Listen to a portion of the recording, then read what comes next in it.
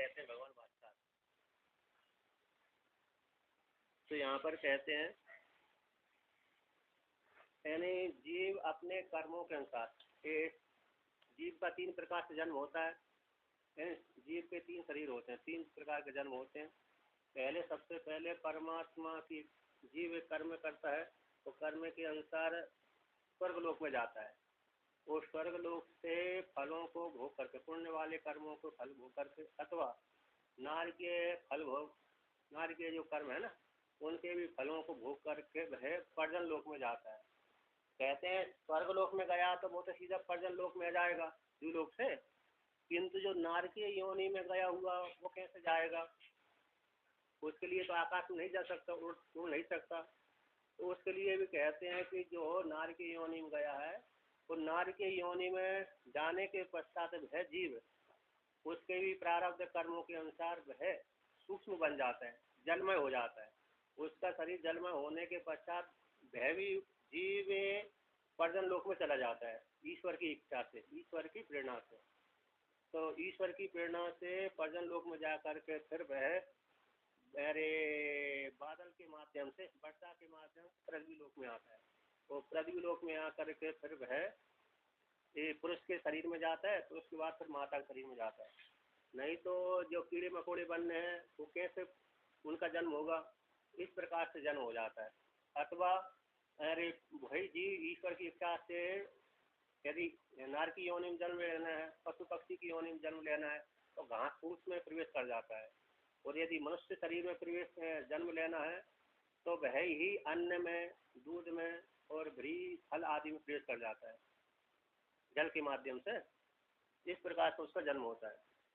तो उसी को लेकर कहते हैं जो पहला पुरुष शरीर में प्रवेश करता पहला जन्म है, दूसरा माता से उत्पन्न होता है दूसरा जन्म हो गया, और तीसरा फिर वह कर्म करने के पश्चात मर जाता है तो द्यूलोक में चला जाता है, तो तीसरा जन्म होता है। एंड तीसरा जन्म में फिर पुरुष के शरीर में प्रवेश कर जाता है। माता के पश्चात वह कर्म करता है, 100 वर्ष का कर्म करता है। वो 100 वर्ष कर्म करने के पश्चात मर जाता है, मरने के पश्चात फिर अगला जो जन्म होता है फिर पुरुष में प्रवेश कर जाता है, तो भाई उसका तीसरा जन्म होता है। तो उसको लेकर के यहाँ पर कहते अयम एव अविद्या काम कर्म अभिमान वान यज्ञादि कर्म कृत्वा अस्मात् लोकाद धूमादि क्रमेण चंद्र मसम प्राप्ते क्षीण कर्म वृष्टियादि क्रमेण इमं लोकम प्राप्त अन्य भूतः पुरुष अग्नव भूतः। तो यहाँ पर कहते हैं अयम, ये जो जीवात्मा है कैसे अविद्या काम कर्म में अभिमान करने वाला। यदि अभिमान नहीं होगा तो उसका जन्म नहीं होगा।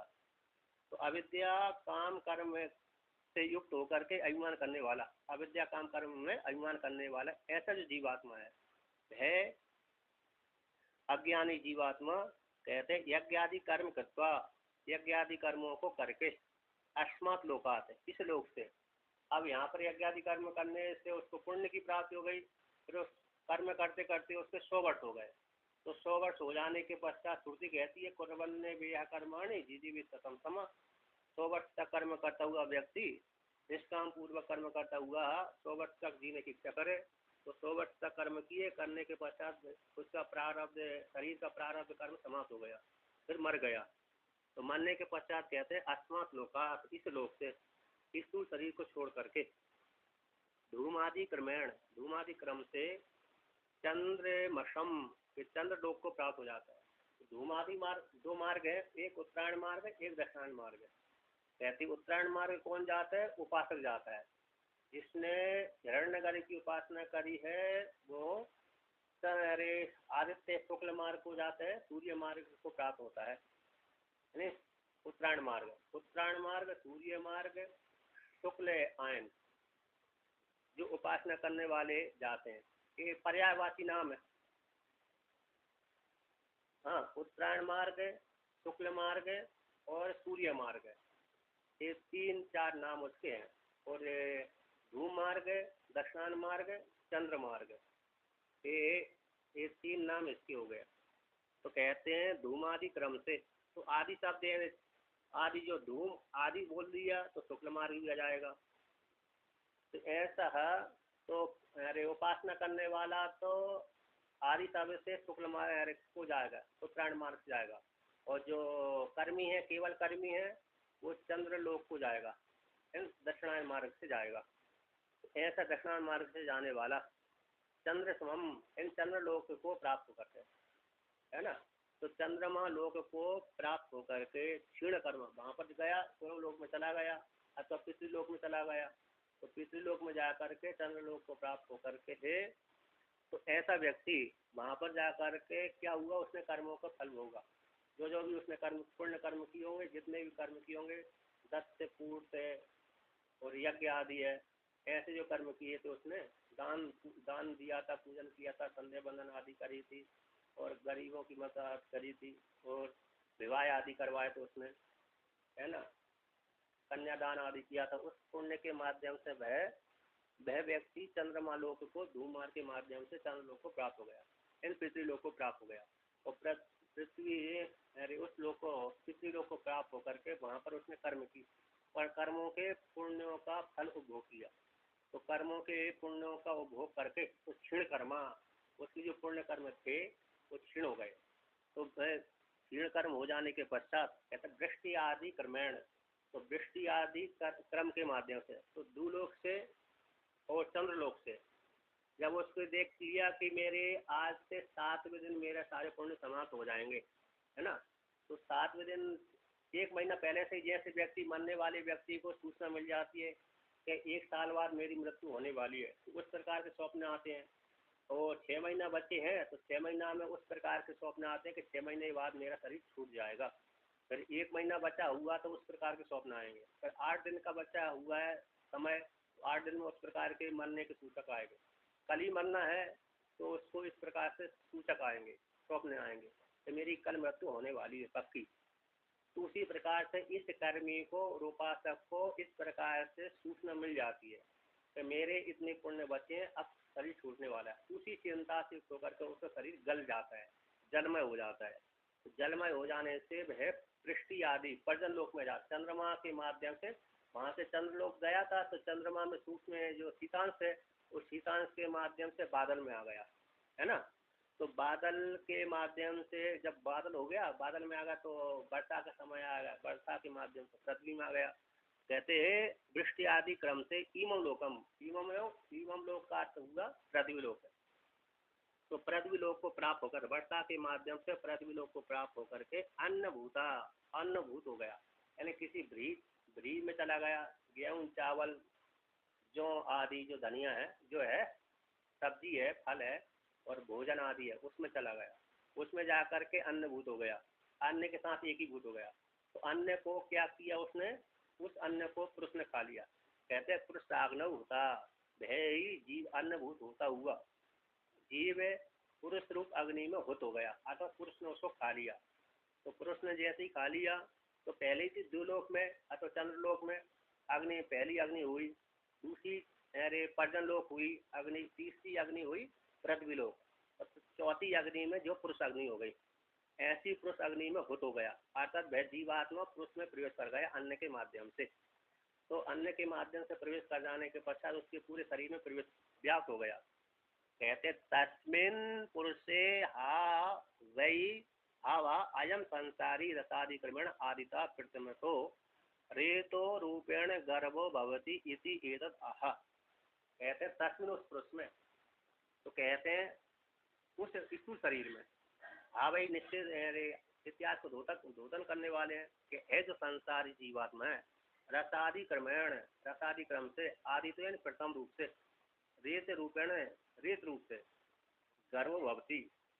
कहते गर्भ तो उसमें होता है, इसमें भी कहते हैं कि वीर्य रूप से गर्भ ही होता है, जिसके शरीर के भीतर रहता है वो उसमें गर्भ रूप से ही रहता है।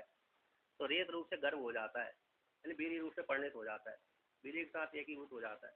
कहते भक्ति इति एतत् आह, यद एतद जो है रेत है पुरुषे, यानी स्थूल शरीर में, रेत है तेन, पुरुष तेन रूपेण, रेत रूप से अवस्थित हो जाता है। तो रेत रूप से अवस्थित हो गया। इसके पश्चात यहाँ पर कहते हैं, यहाँ पर टीकाकार कहते हैं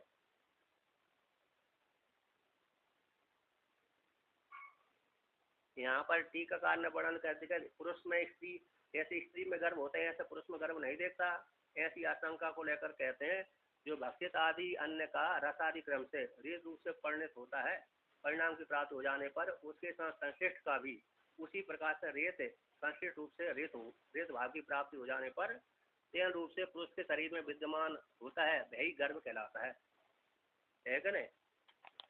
अर्थात जो जिस शरीर में पुरुष रस रूप से परिणत हो गए वही उसका गर्भ कहलाता है। तो रसादि शब्द आया है वहाँ पर रसादि रूप से, तो आदि शब्द से यहाँ पर शोणित मांस आदि को ग्रहण किया टीकाकार ने। तो आदि शब्द से शोणित भी ग्रहण कर लेना चाहिए, मांस आदि को ग्रहण कर लेना चाहिए, क्योंकि जब पुरुष के शरीर में जब स्त्री के शरीर में जाता है तो 4 पुरुष के अंग वो रहते हैं और 3 स्त्री के रहते हैं, तो 7 धातुओं से मिलकर के है हमारा शरीर निर्माण होता है ना। इसलिए यहाँ पर शोणित मांस आदि को लिया है। रसादि क्रम से यह रेत है, पुरुष में रेत जो तेन रूप से गर्भ हो जाता है, इसी एतद इसको लेकर कहते पश्चात इसकी अन्वयकारी कर लेना चाहिए। तो कहते पुरुष में रेत रूप से परिणाम को प्राप्त हो गया, उसको लेकर के आगे कहते हैं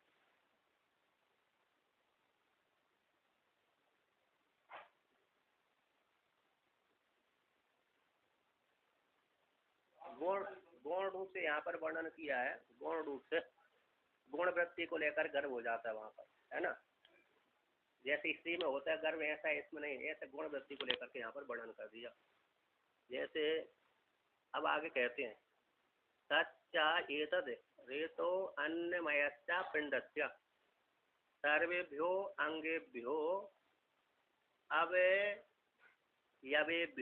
रसादि लक्षणेभ्यः तेजा सार रूपम शरीरस्य संभूतम परि निष्पन्नम तत्पुरुषस्य आत्मभूतत्वाद आत्मा। कहते हैं जो तत्न है और चयन और एतद है रेत है जो अन्नमय पिंड में स्थूल शरीर वाले पिंड के, है ना। अन्नमय जो पिंड है यानी अन्नमय कोश, प्राणमय कोश, मनोमय कोश, विज्ञानमय कोश, आनंदमय कोश, उसमें से जो अन्नमय कोश है ऐसे अन्न के द्वारा परिणाम को प्राप्त हुआ, अन्न के द्वारा वृद्धि को प्राप्त हुआ और अन्न में जाकर लीन हो जाता है। ऐसे पिंड अन्नमय पिंड का सर्वेभ्यो अंगेभ्यो सारे अंगों से, सारे अंगों के अवयवों के द्वारा रसादि लक्षण, ऐसे रसादि लक्षण के माध्यम से और कहते हैं वो तेज है, रसादि लक्षणों के द्वारा तेज जो सारभूत है शरीर का सारभूत है, तो शरीर का सारभूत जो तेज है संभूतम यानी परिनिष्पन्नम, संभूतम का अर्थ कर दिया परिनिष्पन्नम, तत्पुरुष का रेत रूप रज है, रेत है, वीर्य है, उसका आत्मभूत हो जाते हैं, आत्मभूत होने से आत्मा कहलाता है। अतः उसके शरीर के भीतर प्रवेश करने से वो उसकी आत्मा कहलाती है, अतः उसको धारण करता है। वह पुरुष से स्थूल शरीर वाला जो पुरुष संसार जीवात्मा है ऐसे दूसरे पुरुष को धारण करता है, जो इसका जन्म लेने वाला है ना उसको वह वीर्य रूप के माध्यम से धारण करता है, इसलिए वो आत्मा कहलाता है। तो आगे कहते हैं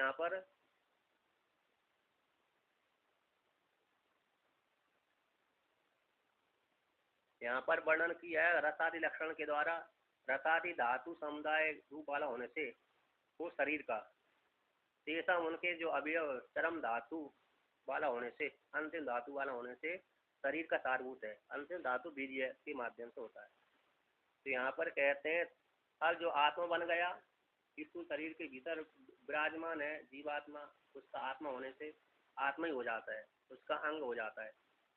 तो इसके पश्चात आप कहते हैं तम आत्मानम रेतो रूपेण गर्भीभूतम आत्मनि एव स्वशरीरे एव आत्मानम विभर्ति धारयति। जैसे जो आत्मा बन गया ऐसी आत्मा को, तम आत्मानम उस आत्मा को जो रेत रूप से उसकी आत्मा हो गया था, गर्भीभूतम जो गर्भीभूत हो गया, जैसे स्त्री के शरीर में गर्भ होता है ऐसा गुण वृत्ति वाला गर्भ है ये, ऐसा जो गर्भीभूत हो गया ऐसा जो जीवात्मा है आत्मनि काटती है यहाँ पर स्वशरीरे स्थूल शरीर में, एव स्थूल शरीर में ही आत्मानम विभर्ति इन धारयति आत्मा को धारण करता है, अपनी आत्मा को धारण करता है। कहते तद भय यानी पिता रूप से परिणत हो जाता है। अब आगे कहते हैं, अब वर्ण तद ये तद है रेतो, जो आत्मा को धारण करता है, विवर्ती का धारण करता है, ऐसा जो इस शरीर में अवस्थित रहता है, इस शरीर के भीतर रहता है, कि तद वह रेत है यदा, जिस काल में, यस्मिन काले भार्या ऋतुमति सस्याम योषाग्नौ स्त्रियाम सिंचति उपगच्छन। कहते हैं जिस काल में यह रेत है, यस्मिन काले, जिस काल में उसकी जो पत्नी है, जिस पुरुष का विवाह हुआ है उस पुरुष की वह पत्नी है, ऋतुमती है, तो ऋतुमती वाली जो पत्नी है, उस पत्नी में, भार्या में, सस्याम योषाग्नौ, कहते पांचवी जो अग्नि है योषित रूप अग्नि है। पहला द्युलोक अग्नि, द्वितीय पर्जन लोक अग्नि, तृतीय पृथ्वी रूप अग्नि, चौथा पुरुष रूप अग्नि और पांचवी स्त्री रूप अग्नि।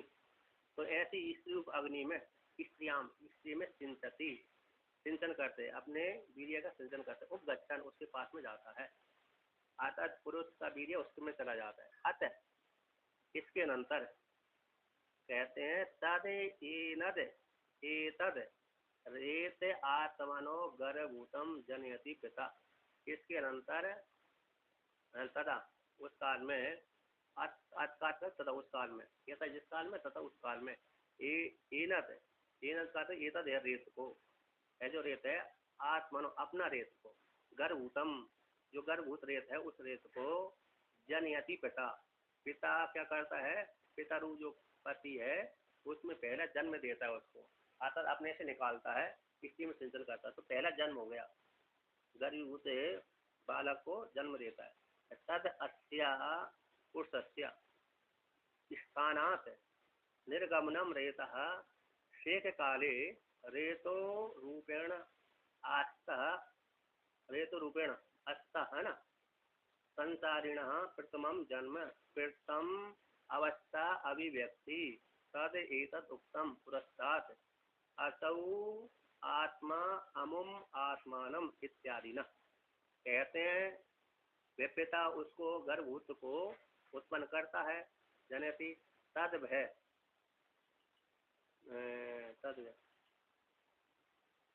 कहते इस संसारी के भीतर रहता, उस स्थान से निर्गमन होता है, इस पुरुष के स्थान से, स्थूल शरीर वाले पुरुष के शरीर से, स्थान से, शरीर से, निर्गमनम जो निकलता है रेत, शेख काले, यानी जिस काल में उसकी पत्नी ऋतुमती उस काल में, शेख काल में, रेतो रूपेण जो रेत रूप से जीवात्मा था, वह उसके शरीर में स्थित था, ऐसे संसारी के शरीर में स्थित था, वह उससे निकल करके स्त्री में जाता है, तो स्त्री में जाते ही उस पिता से वह रेत रूप पुत्र प्रथम जन्म, पहला जन्म कहलाते हैं, यानी प्रथम अवस्था अभिव्यक्ति, ये प्रथम अवस्था की अभिव्यक्ति है।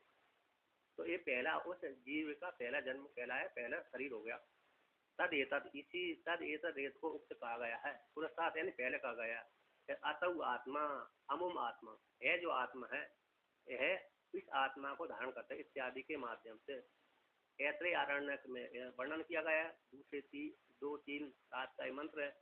असौ ये आत्मा है, अमुम आत्मा को धारण करता है, यानी अमुम आत्मा को पहला जन्म कहलाता है, इस पुरुष से निकलते ही, स्त्री में जाते ही पहला जन्म हो गया। यहाँ पर टीकाकार कहते हैं, इसका अर्थ करते हैं असौ आत्मा, है जो आत्मा है पुरुष, असौ आत्मा पुरुषो, है जो पुरुष रूप आत्मा है, अमुम आत्मानम इस आत्मा को, सुइए सोकिए अपने ही रेत रूप को, अमुम आत्मा यहाँ पर रेत रूप है, रेत रूप आत्मा को अस्मयी आत्मने अपनी आत्मा के लिए, यानी भार्य रूप के लिए श्रेयच्छति देता है। इस प्रकार से वर्णन किए। इस श्रुति का अर्थ कहते हैं जो पुरुष है अपने रेत रूप आत्मा को स्त्री के लिए देता है। दान धातु है देने अर्थ में, दानम प्रच्छति इच्छति, ये प्रच्छति देता है। तो यहाँ पर इत्यादि के माध्यम से वर्णन कर दिया। अब ये पहला जन्म हो गया, अब द्वितीय जन्म के लिए वर्णन करते हैं। तो श्रुति कहती है यहाँ पर तदेतन तत् स्त्रियः आत्म भूयं गच्छति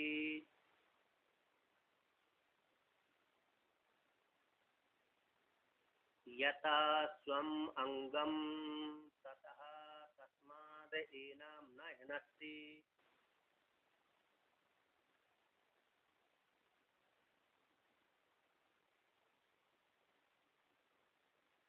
सा सा अस्या तस्य आत्मानम् अत्र गतं भावयति।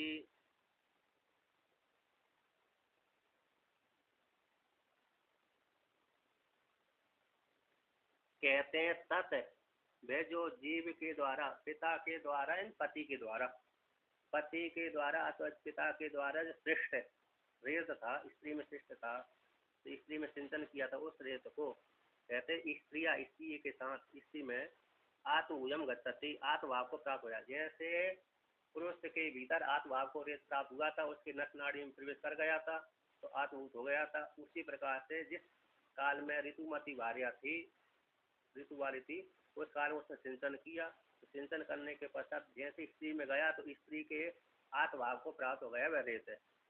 तो आत्मभाव को प्राप्त हो जाने तो उदाहरण देते हैं, जैसे स्वम अंगम, जैसे स्त्री का स्वयं अंग होता है, स्तन आदि होते हैं, आत्मभाव को प्राप्त होते हैं। उसी प्रकार से उसे पुरुष का जो वीर्य है स्त्री में जाने के पश्चात उसके आत्मभाव को प्राप्त हो जाता है। तो तथा, तो वो ततः तस्मा, उसी प्रकार से पुरुष का वीर्य है, तो तस्मा इसी हेतु से स्वांग के समान हो जाने के कारण ये नाम न हिनस्ती, कहते इस माता को, ये नाम शब्द यहाँ पर स्त्री अथवा माता, माता को न हिनस्ती, कौन नहीं हिनस्ती, रेत उसको परेशानी ऐसे नष्ट नहीं करता। जैसे स्त्री के स्तन उसको हानि नहीं पहुँचाते, उसी प्रकार से पुरुष का जो वीर्य है उस स्त्री को हानि नहीं पहुँचाता। जैसे हमारे शरीर के भीतर फोड़ा आदि हानि पहुँचा देते हैं, हमारे शरीर में फोड़ा निकल आया, घाव हो गया, तो जैसे हानि पहुँचा देता है, उसी प्रकार से वो ये वीर्य है स्त्री को यानी माता को हानि नहीं पहुँचाता। यद्यपि दूसरा है, शरीर के, हमारे शरीर से दूसरे शरीर का कोई अंग जाए तो हानि पहुँचा देता है, किंतु ये गर्भ हानि नहीं पहुँचाता। क्यों?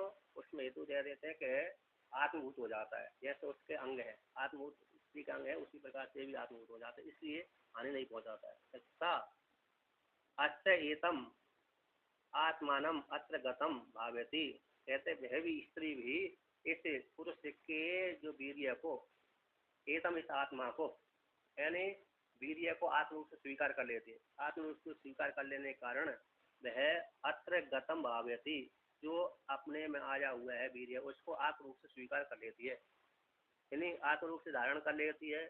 जो प्रविष्ट हो गया उसको कैसे रक्षा करती है, तो जैसे स्त्री क्या करती है, जब गर्भवती हो जाती है तो वो गर्भवती होने के पश्चात उस गर्भ को नष्ट होने नहीं देती, अतः उसके अनुसार गर्भ नष्ट न हो इसकी इस जैसा वो भोजन पानी करती है, खट्टा मीठा जो भी होता होगा स्त्री खाती होगी, उसी प्रकार से भोजन पानी करती है जिससे गर्भ को नुकसान न हो।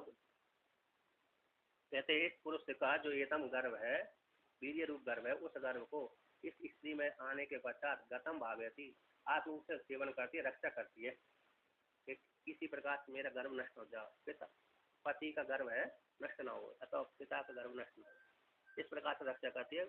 यहाँ पर कहते हैं अनुकूल भोजन आदि के माध्यम से उसकी रक्षा करती है। तो अब आगे कहते हैं और वृद्धि भावयति का वृद्धि भी करती है, पोषण भी करती है भोजन आदि के माध्यम से। अब भगवान भाषा इसका अंग टीका करते हैं, बात करते हैं, कहते तद रेतु यस्याम स्त्रियाम सिक्तम तस्या आत्मभूयम आत्मः अव्यतिरेकताम यथा पितुर एवं गच्छति प्राप्नोति यथा स्वयं अंगम स्तनादि ततः तद्वद एव। तो यहाँ पर कहते हैं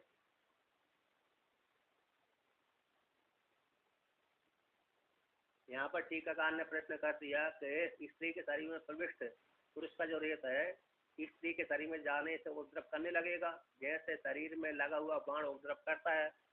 किसी शत्रु ने दूसरे शत्रु के ऊपर बाण मार दिया, तो बाण मार देने से उसका अरे घाव पैदा कर देता है, उपद्रव कर देता है, परेशानी पहुंचा देता है घाव आदि के माध्यम से। यदि विष भोजा बाण है तो उस शत्रु को मार ही देता है। उसी प्रकार से स्त्री को परेशानी पहुंचा देना चाहिए, उपद्रव कर देना चाहिए। तो कहते हैं ना इससे आत्मभाव को प्राप्त हो जाता है। कहते हैं यदि यह रेत है स्त्री यक्षाम स्त्रियाम, जिस स्त्री में सेक्स होता है तो तत्व उस स्त्री का उस स्त्री के भीतर प्रवेश करते ही वह आत्मभूयम आत्मभाव को प्राप्त हो जाते हैं। आत्म अव्यतिरेकताम प्राप्त होती, आत्मा से भिन्न नहीं होता। व्यतिरिक्त बोलते हैं भिन्न, और अव्यतिरिक्त यदि न व्यतिरिक्त यदि अव्यतिरिक्त, तो अव्यतिरिक्ता को अभिन्नता को प्राप्त हो जाता है, व्यतिरिक्त नहीं होता। तो इस प्रकार से वह स्त्री को परेशानी में नहीं डालता, पहुंचाता नहीं। यह तो उदाहरण लेते हैं, यथा पितुर एवं गच्छत, जैसे पिता के शरीर में आत्मभाव को प्राप्त हो गया था, यानी वह जीवात्मा वीर्य के साथ एक ही भूत होकर के सारे शरीर में प्रवेश कर गया था। पुरुष की पगनी में प्रवेश करने से वह उसको परेशानी में नहीं डालता था। उसी प्रकार से आत्मभाव को प्राप्त हो गया था। उसी प्रकार से है वीर्य भी स्त्री के शरीर में जाकर के, माता के शरीर में जाकर के आत्मभाव को प्राप्त हो गया। इसलिए आत्मभाव को प्राप्त हो जाने से वह उस माता रूप स्त्री को परेशानी में नहीं डालता। तो उदाहरण देते हैं, तथा उसी प्रकार से यथा स्वयं अंगम स्तनादि, जैसे स्त्री के जो स्तन आदि अंग होते हैं तो वह उसको परेशानी में नहीं डालते, उसको पीड़ा नहीं पहुंचाते। उसी प्रकार से वह क्योंकि स्तन आदि उसके अंगभूत होते हैं, मतलब उसके आत्मभूत होते हैं, इसलिए उसको परेशानी में नहीं डालते। उसी प्रकार से पुरुष का वीर्य भी उसका आत्मभूत हो जाने के कारण उसको परेशानी में उपद्रव नहीं करता, पहुंचाता।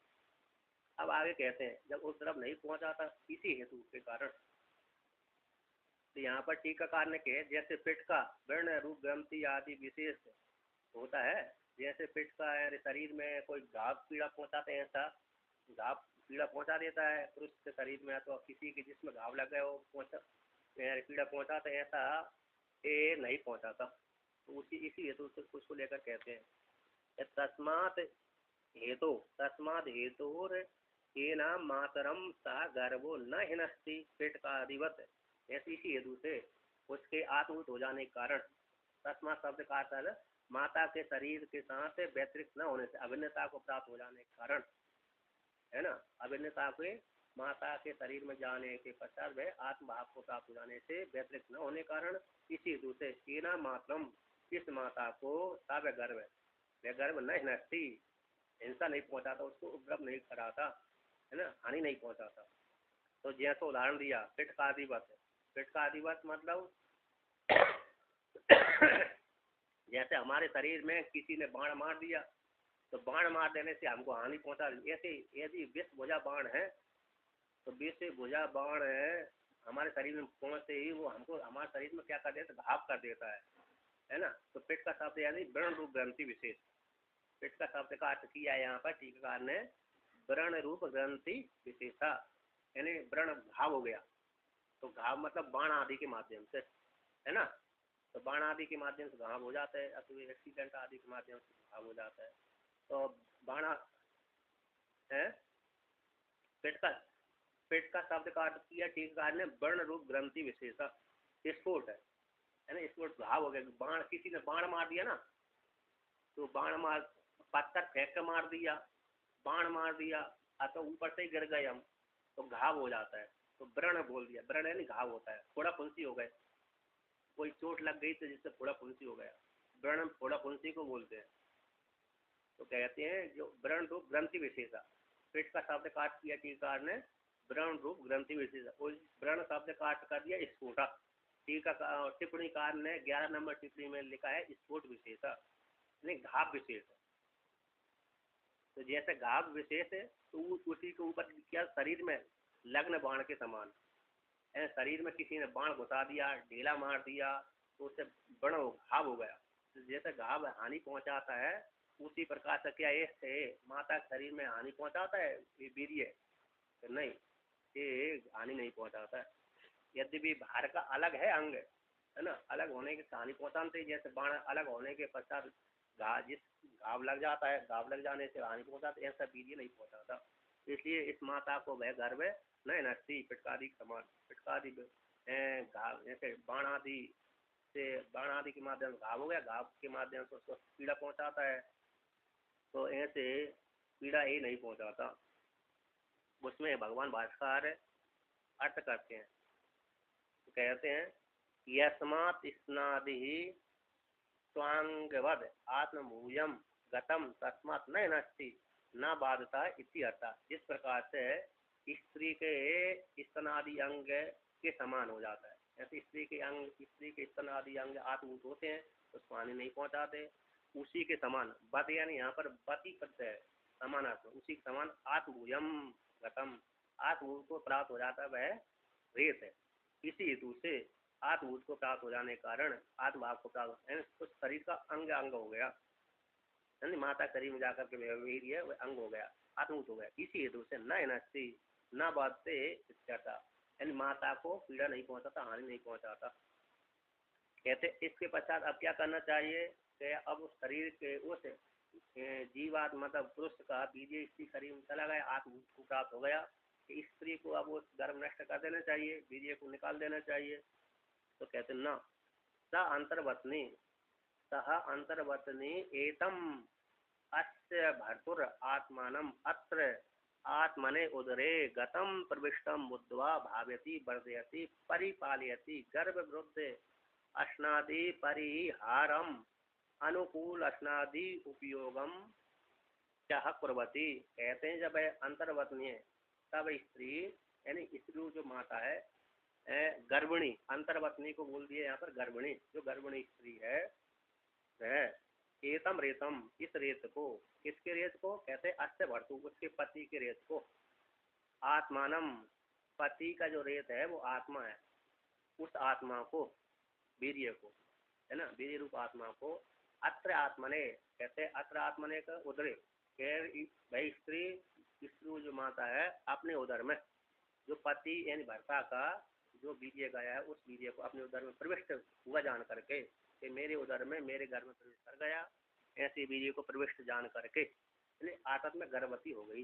इस प्रकार से जान करके भाव्यती जब गर्भवती जान लेती है कि मैं गर्भवती हो गई, इस प्रकार जान करके फिर भावना करती है उसकी यानी वर्धयती, भाव्यती का अर्थ करती है वर्धयती, यानी वर्धयती का अर्थ करती है परिपालयती, उस गर्भ का परिपालन करती है वह गर्भवती स्त्री। यानी कैसे करती है परिपालन करती है उसकी, कहते गर्भ विरुद्ध स्नादि परिहारम, तो गर्भ का स्राव न हो, जैसे किसी स्त्री का यार गर्भ स्राव हो जाता है 5 महीने तक रहता है, गर्भ निकल जाता है अथवा 2 महीने के पश्चात गिर जाता है, उसको काकबंदिया बोलते हैं। यानी गर्भवती तो हो जाती है स्त्री किंतु वे गर्भ गिर जाता है 1 महीना 2 महीना 3 महीना के पश्चात, उसको काकबंदिया बोलते हैं। तो कैसे गिर जाता है वो सावधानी नहीं है। काकबंदिया का अर्थ होता है मतलब बंदिया का अर्थ होता है गर्भवती नहीं होना है ना, और काकबंद काकबंद मतलब गर्भवती तो होती है स्त्री किंतु उसको भोजन पानी अच्छा गर्भ के विरुद्ध कर जाती है, इसी उसका अरे गर्भ गिर जाता है 1 महीना 2 महीने के पश्चात 3 महीने के पश्चात, फिर 5-6 महीने के पश्चात नहीं गिर सकता जो फिर बड़ा हो जाता है, इसलिए 1-2 महीने में गर्भ ठहरता है, फिर भोजन अच्छा नहीं करती, गर्भ के विरुद्ध भोजन कर लेती है, इसलिए उसका गर्भ खराब हो जाता है, इसलिए उसको काकबंदिया बोलते हैं।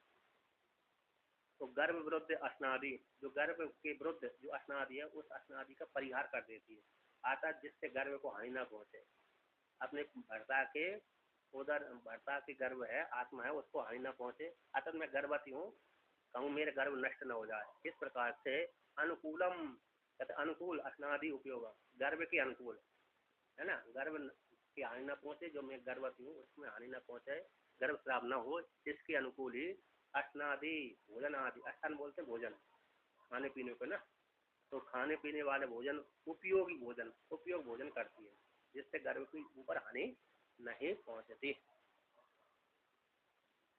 है ना। ये भाव्यति भाव्यति, तो भाव्यति शब्द का अर्थ कर दिया इन्होंने ऐसी भावना करना चाहिए। अगर स्त्री को गर्भवती हो गई तो स्त्री यदि गर्भवती हो गई तो उसको इस प्रकार से भावना करना चाहिए, अर्थात इस प्रकार से विधि लग जाती है उसके ऊपर कि मैं अब गर्भवती होने के पश्चात यदि खराब भोजन करूंगी तो मेरा गर्भ नष्ट हो जाएगा, तो मेरे को लोग बाग हो सकते है दूसरी पड़ोसन वाली स्त्रियाँ ताना मारेंगी आदि, इसको लेकर के समाज को लेकर के अन्य को लेकर के भी सावधानी बढ़ती है उसकी शादी के माध्यम से अथवा समाज को लेकर के। इसलिए टीकाकार कहते हैं भाव्यति शब्द का यदि की वर्तमान लिंग है किंतु विधि लिंग बता देते हैं, भाव्यति शब्द का अर्थ करते भावेत, ऐसी भावना करना चाहिए स्त्री को आता है, इस प्रकार से भोजन करना चाहिए जिससे गर्भस्राव न हो। इस प्रकार से ठीक बात कहते हैं। इस प्रकार से वह उस पुरुष के भर्ता के वीर्य को सावधानी पूर्वक धारण करती है अनुकूल भोजन आदि के माध्यम से।